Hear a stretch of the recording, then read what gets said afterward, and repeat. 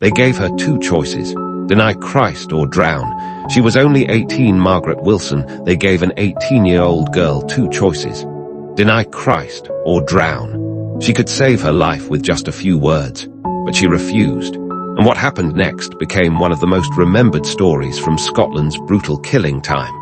Her name was Margaret Wilson.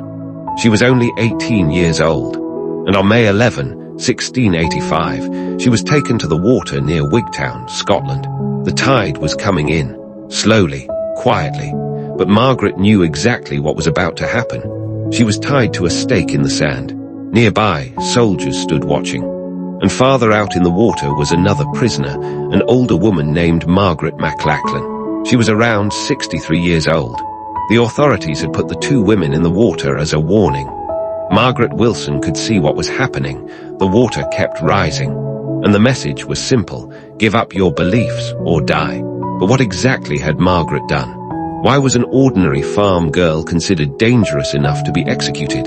To understand that, we have to go back. Margaret grew up in Galloway, in southwest Scotland.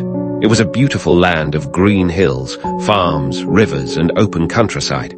But beneath that beauty was a country filled with fear. The problem was religion. Many Scottish Protestants believed that Jesus Christ, not the King, was the true head of the church. They were known as Covenanters. Years earlier, they had signed the National Covenant, promising to defend their understanding of the Scottish Church. But when King Charles II returned to power in 1660, the government began changing the religious system. The king supported bishops and demanded greater royal control over the church. Many ministers refused. Hundreds lost their churches and their incomes, but they did not stop preaching. Instead, they began meeting in secret. They gathered in fields, on hillsides, in forests, and in hidden valleys. These outdoor meetings became known as conventicles, but the government declared them illegal. Simply attending one could bring punishment. Preaching at one could cost a person their life. Soon, soldiers were searching the countryside for people who refused to obey. Families were fined. People were imprisoned. Some were tortured. Others were executed.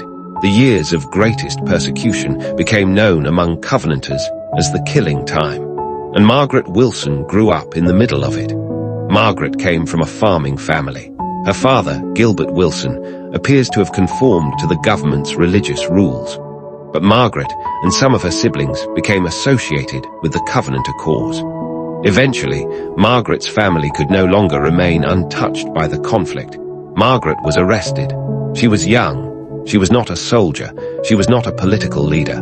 She was simply a young Christian woman who refused to give up what she believed. And now she was facing a terrible choice.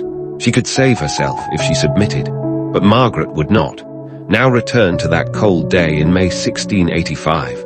Margaret stood tied to the stake. The water was rising. An older woman was also facing death nearby. The scene was designed to break Margaret's courage.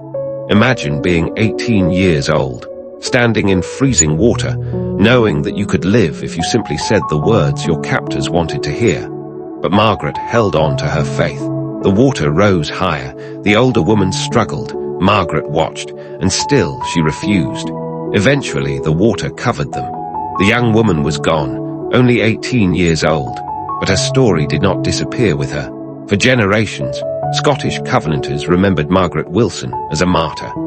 Her story became a symbol of someone who believed that faith was worth more than life itself.